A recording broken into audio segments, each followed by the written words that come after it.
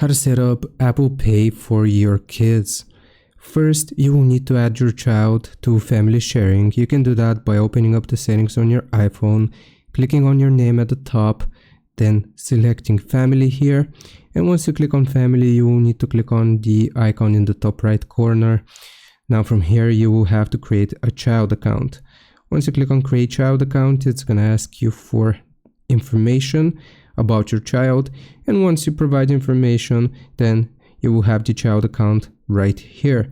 Now, how can we set up Apple Cash for this child?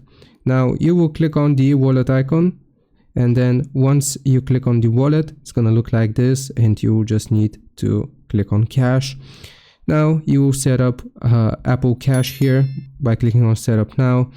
Once you click on continue, it's going to ask you for your Face ID.